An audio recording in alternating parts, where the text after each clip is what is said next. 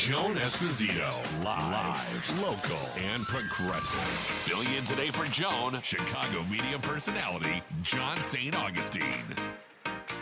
All right, I'm really looking forward to this conversation. In full disclosure, I spend most mornings with my next guest. I should say my first guest, unless I count myself guesting already, which probably isn't good. But I thought I'm just going to read a portion of his. I know you're shaking your head, Lady B. I'm sorry. But I was going to read the short version of Donald Remedy's bio, but the longer version, which is just 2 paragraphs, is much more interesting. The Honorable Donald M. Remy, founder and CEO of the Remy Group, is a distinguished leader with extensive experience in government, corporate, and legal sectors.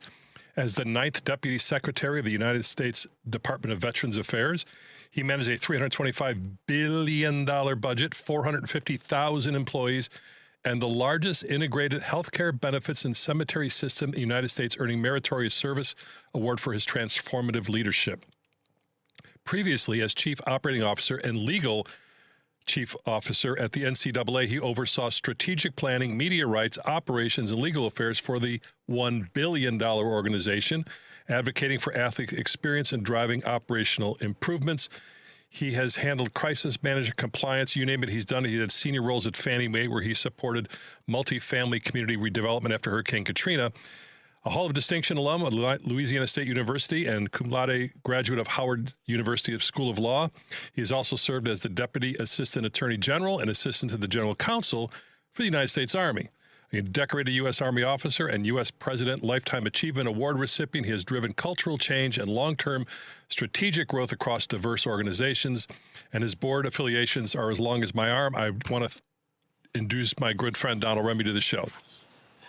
Well, thank you, John, for that long introduction. Way too long. Did you write that? A conversation. Did you write that? I have no idea where that came from, and I don't remember half of those things. But it's good. It's good to be with you here this afternoon. Yeah, same here. So, in full disclosure, we're working on this book called Collegiate Capitalism. It's been out for a little while. It's a hefty read, just about 400 pages or so. And maybe 6, 8, 10 weeks ago, we started working on the audio version of your book. And I tell people all the time, working with you is really interesting, because this is the first time in my life an attorney's ever told me I was right about anything. So that was good.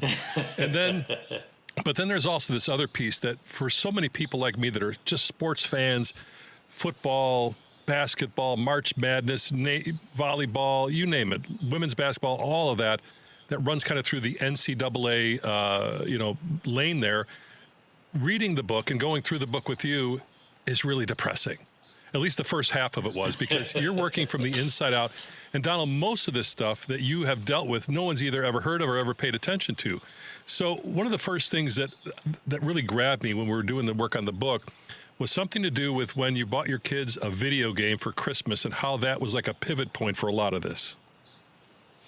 Yeah, absolutely. There are a lot of things that happen over the last couple of decades in college athletics that have changed the landscape entirely. But the video game thing just goes to, most of your listeners probably have played some video games at some time in their lives, right? Mm-hmm. And so my kids woke up one Christmas morning to a video game under the tree, and they went to play it, and it was the NCAA March Madness video game.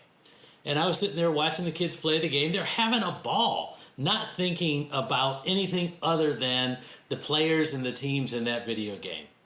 Well, what I didn't realize is that video game would be the subject of a big lawsuit. A lawsuit brought by a guy named Ed O'Bannon. And the lawsuit claimed, hey, the people that you see in the video game, they're not getting paid for it. Why is that? Why not me?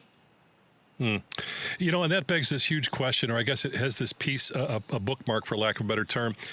Most of us grew up thinking if you go to college, you're just a college athlete. You should be glad to get a scholarship, and that's the end of it. And of course, that isn't the end of it, because that's just one way of seeing this. And in some way, shape, or form, I guess, with the onslaught of the media and the money and all the rest of it, it was kind of inevitable. At some point, these lines are going to get blurred and crossed. So what happened with the O'Bannon thing? Because I remember reading about it. Obviously, we went through all that. But what was really the outcome of that? It was like a tipping point, wasn't it? It absolutely was. It was the first time that a court made us defend the economics out loud, under oath, with evidence, and candidly, the argument didn't survive contact with cross-examination, right? we had good answers, but they weren't the answers that we needed to be able to offer in order to support the program. And so at the end of the day, what happened? The court said individuals who appeared in these video games should have been compensated for what we all now know as NIL, their name, images, and likenesses. So here's the other piece of this. I'm thinking whoever created that, was that, what was the name of the company that created it? Something Arts, wasn't it? EA Electronic Arts, EA Sports. That they thought they could just use these likenesses and not pay anybody. What did they think about all this? Yeah, so they were contractually prohibited from actually using actual players in the video games. You know, that was something that would be a violation of NCAA rules, and they couldn't do it. And so they created these avatars, but the problem was the avatars looked like the players. They played like the players. They had all the same physical characteristics, and the number that the player would wear, they just didn't have the name. You know, I told you many times during this process that I don't envy your position, especially when you're at the NCAA, because the NCAA really wasn't set up for this in the beginning, right? No one could they foresee all this was coming? You know, in the beginning, people don't really understand. The NCAA was created back in 1905 as a result of a number of individuals actually dying playing football. And President Roosevelt at the time said, listen, we've got to do something about the health and safety of this game we call football. And so universities' leaders got together and they created this organization of self-governance, meaning all the universities would decide on the rules and they would comply with the rules that they put together. But they weren't thinking about the big-time economics that were part of the system. Not back then they weren't. Yeah. Money's the driving factor in every aspect of society, for sure. And the bigger sports got, I mean, a friend of mine, Jerry Kramer, played in the first 2 Super Bowls, and the tickets were $15. He gave free ones away. And I asked him many times, could you ever think there? He said, I didn't think there'd be a third one. I mean, who cares? It's football. But something built around that whole mystique of the Super Bowl, and it's the world champions and the rings and the whole thing. Once they really hooked into all that, I think everything else followed.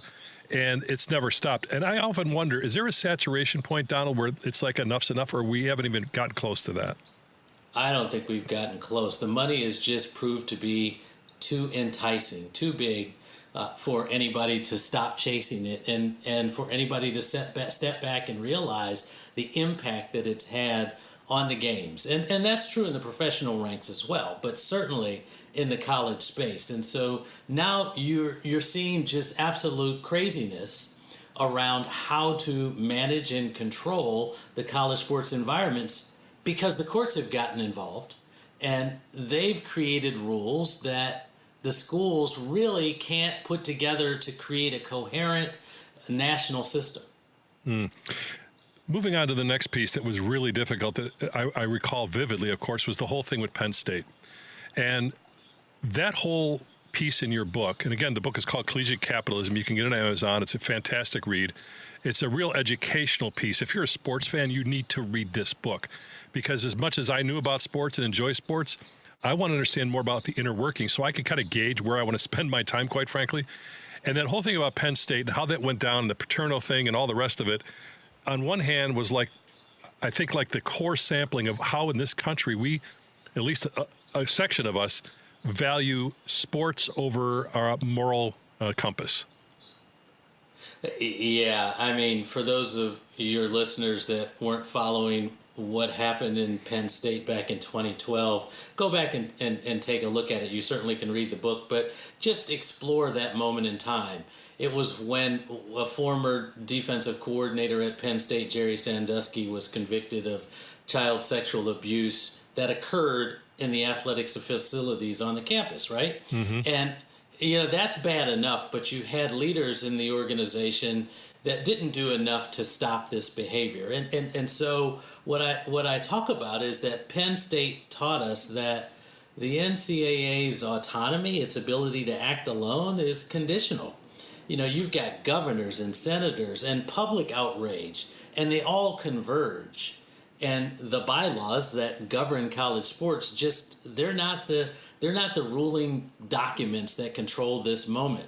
And that's not a legal insight, it's a political one, right? Mm-hmm. And it applies to everything that's happened in college sports since then. And so anyone who thinks that the NCAA can wait out this moment in time with all of the things that are happening in college sports right now, they should study 2012 in the Penn State circumstance. The guy that was the whistleblower, the coach, I don't recall his name, actually had death threats, correct? He did. Mike McQuarrie was his name, and he saw something that deeply troubled him, and he reported it up through the channels. And you would think, okay, here's a guy who's reported something, reported an incident where a child was being abused. You know, he should be heralded and he should be celebrated. But because the dominoes that fell after that report were so severe and so significant to Penn State, what you saw was a community that rallied around football, rallied around a football coach, rather than dealt with the circumstances of child sexual abuse. And the irony, of course, it's Happy Valley, right? Well, Happy Valley wasn't so happy. No, Happy Valley wasn't so happy. We're talking with Donald Remy. His book is called Collegiate Capitalism. And it's a tough read in the fact that it really pulls the curtains back on how I grew up thinking about sports. Listen, we're going to take a break here in a couple minutes, and we come back. I want to talk about this whole NIL thing. But before we get to that, the thing that jumped into my mind as soon as I got the call to come on and have you come on and talk about this was when I played college football, I was just so glad to have a scholarship. And then they say, we'll get you a part-time job. I thought I was a millionaire. I wouldn't make it these days, right? And I think about how just in the space of my lifetime, and that was in the 70s and the 80s, it's changed so rapidly. And I don't even know if we can even keep up with all this stuff. But we're talking with Donald Remy. The book is called Collegiate Capitalism. We'll come back on the other side of this short break. We're going to talk about the NIL thing. We're going to talk about these brain injury things going on with athletes. And it goes on and on from there. A TikTok video comparing weight rooms shifted an entire sports culture. It's fascinating stuff. Back with more right after this on WCPT. Joan Esposito, live, local, and progressive. Filling in today for Joan, Chicago media personality, John St. Augustine. College sports is being remade, and this is how it happened. The book is called Collegiate Capitalism, The Battle for the Future of College Sports. It debuted at #1 on Amazon's Sports Law bestseller list. Donald Remy, former chief legal officer and chief operating officer of the NCAA, pulls back the curtain on the forces reshaping college athletics. He joins me this afternoon. Donald, I played probably almost 20 years of football. You know, I played park ball, then I played high school football, I played college football, I played semi-pro, it's the same thing. So, right. It's the same thing. You know what I'm talking about. And I can remember 6, 8, 10 times that I didn't know what day it was, who the president was, where I was going, and stuff like that. These concussions were real. The equipment I wore back then, obviously not what they wear these days, but it's still something that is obviously a major, major concern. And part of the book, you talk about addressing these concussion issues, brain injuries. And one of the points I think you made that was really important was the NCAA is not really in the business of informing people, but not paying them money if and when things like that happen. Can you clarify what the role is there? Yeah, listen, there were a number of lawsuits, right, that I'll call them the brain injury cases. And they forced us to really recognize issues that we had deferred. What the NCAA was established to do in the very beginning, as I talked about at the top of your show, was to protect the health and safety of then young men playing football. And the way that we did that was based on the science of the day. And so the challenges in the litigation space, in the lawsuit space, with providing damages for an individual that may have suffered a concussion is that there's this whole elaborate space of proof that has to be worked through before you get there. But what the NCAA does is focus on creating a system whereby athletes can compete in a safe environment, to create a space for them to learn whether or not they've been impacted by these circumstances, whether it's repetitive head injuries over and over again, or whether it's a single concussion. Yeah, but what we recognize is we were asking young people to absorb thousands of head impacts inside this multi-billion-dollar entertainment product, and at the same time saying, listen, this is about education. And so we had to focus on health and safety. So I mentioned Jerry Kramer a little bit ago. He's now 90 years old. He played Super Bowl I, Super Bowl II, 11 years in the NFL. He's in Canton. And some days I talk to him, he's clearer than I am at 90. And he talked about concussions and things like that. And I wonder, how does a guy like that who absorbed all that punishment for those years, and it's been many, many years ago, doesn't seem to show any signs of anything to do with concussion. Other people play 2 or 3 years. And my thought was, is there some sort of, something in our DNA maybe that makes some people more susceptible than others? Yeah, so the NCAA has engaged in what is the largest longitudinal, that means over time, study of concussion that has ever been done, working with the Department of Defense to understand the circumstances of how repetitive head trauma may impact one person one way and another person another way. Are there blood biomarkers that you can look at to determine whether somebody is genetically predisposed to have a more severe consequence as a result of this concussion? And this type of research is well underway so that we can understand not just concussion, but any type of continued head trauma, and certainly CTE, which we've talked about a lot nowadays in society when we're talking about football players. One of the things you talk about in your book, Collegiate Capitalism, is when you saw the movie with Will Smith. Yeah, well, Will Smith played Dr. Bennett Amalu, who is the scientist, the medical official who discovered CTE. And if you've ever seen the movie, it's a very compelling story around what concussion can do to football players. Now, it focuses mostly on the NFL, but the idea behind the story is that these athletes were suffering this potential brain trauma, while at the same time the league was enjoying all of the economic rewards of their competition. Right. We go back to 1905 when Teddy Roosevelt said we need to fix this because young people are dying. I think it was 18 in one season or something like that. And yes. Here we are now all these decades later, and you're out of the NCAA, so you can kind of say whatever you want. You wrote the book on it, so you definitely can say whatever you want. Do you think enough's being done these days with equipment, with the way practices are run, the way the games are being set up to protect these guys? I think it is. I mean, I think we are at a stage where we recognize what the health and safety challenges are, where we know what technological advancements have occurred, and where we're able to provide the tools to make the sport as safe as possible. Understand, it's football. Right. It's never going to be 100% safe. You're not going to be able to avoid every single injury that might arise. But I think the focus on the health and safety of the athletes at the collegiate levels and at the professional level is probably higher than it's ever been. Let's fast forward to March Madness, which is exactly what it says, March Madness. It is an amazing event for basketball lovers and players and the fans that go around all that stuff. It is a huge deal. But one of the big lessons in the book is what the global pandemic taught the NCAA about March Madness. What was that?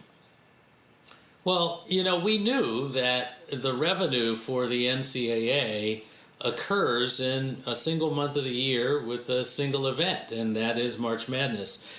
It'd take too long to talk about football, but just for the purposes of your question, understand that the college football playoff system revenue that's generated doesn't flow through the NCAA.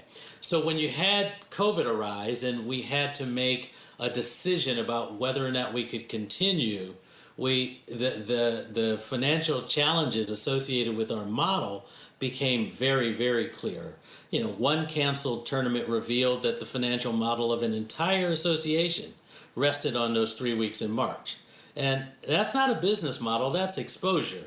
So a lot of people looked at decisions that were made during that period of time, and they criticized those decisions. But what we determined was, because of the public health challenges that existed, we simply couldn't put on the tournament.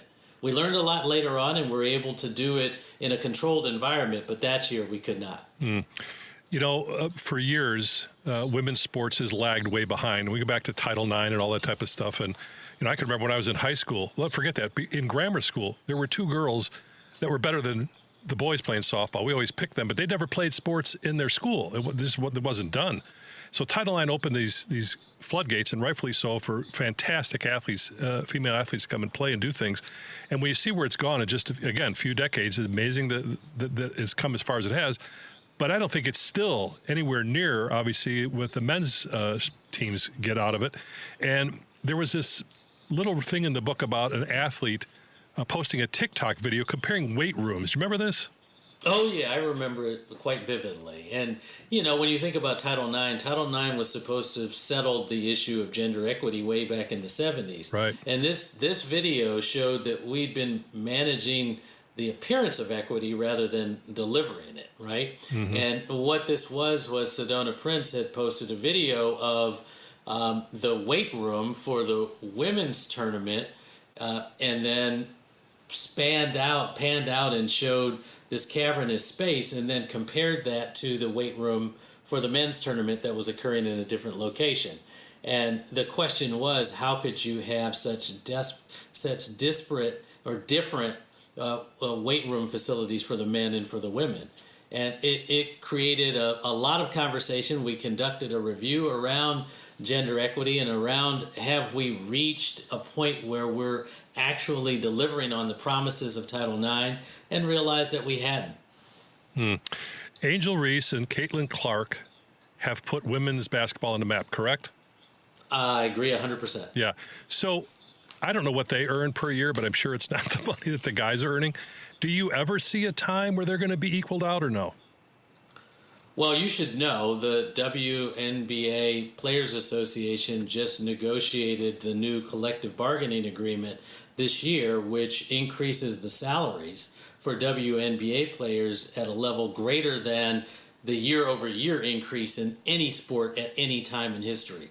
So we are getting closer to pay equity in that space. And that's only made possible because of TV revenues, I would guess, and the like. Well, TV revenues, there are NIL deals in the women's college basketball space as well, allowing for endorsement contracts. But yes, this is part of the revenue sharing from the revenue generated by the WNBA through their TV revenues. I'm glad you brought up the NIL thing, because until 5 years ago, nobody knew what the hell that meant, right? Because nobody said it.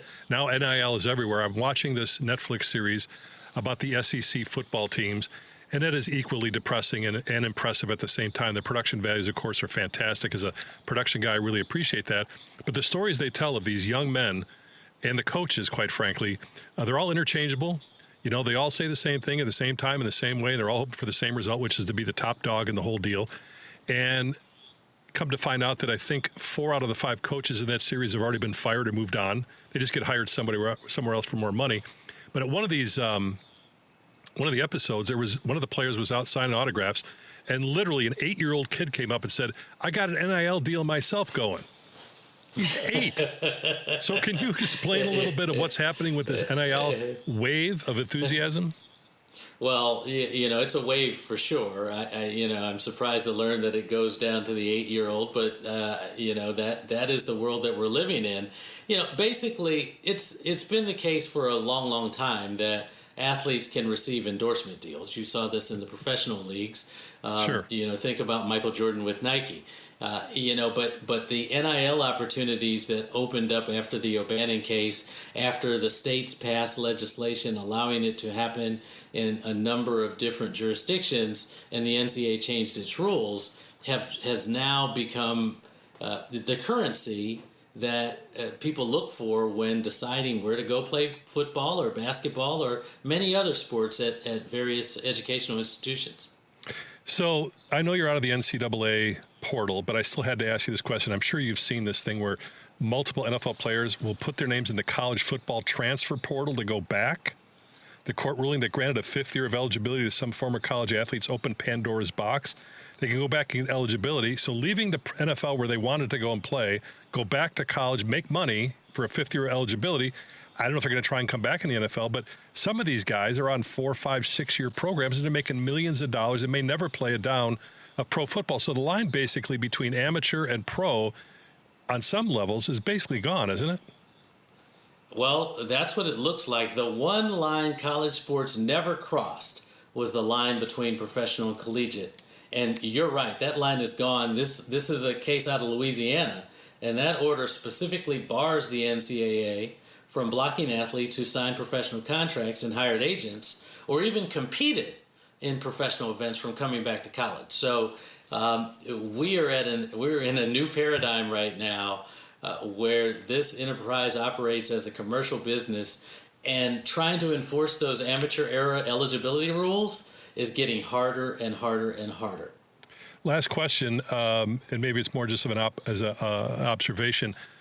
You know, I've told you this many times in private. This really sucks to be a fan at this point, because I'm rooting for these people. That, you know, the whole thing was to go through college and get picked by a team and go have a great career, even though it's the shortest thing you could ever do, 3 to 5 years in the NFL. And then you kind of make your way up the ladder. Those days are gone. So do you see any redeeming quality value in the way things are now? Is it over for sports fans, people like me, or should we have some heart somewhere? Well, listen, what we've been talking about really only touches the tip of college athletics, not really Division II or Division III, or even the lower levels of Division I. All of that, the majesty of college athletics in the higher education space with all those schools marches on, and the band continues to play. At this highest level, it's transforming into something else. I still think it will be connected to the university, and I still think that the fight song will matter, and I still think the fans will show up. It's just that the players will be operating a little differently, or a lot differently, and we're going to get used to that in this new paradigm with all of this money and these players sharing in that revenue, which they never had before. I got to figure out a way to get me an NIL deal, Donald. I don't know where it is, or if an 8-year-old can get it, I'm missing something somewhere.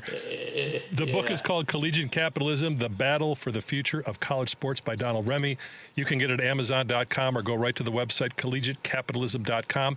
Donald, a pleasure being with you today and a pleasure to work with you. We'll talk soon. Thank you for having me on. Have a great day.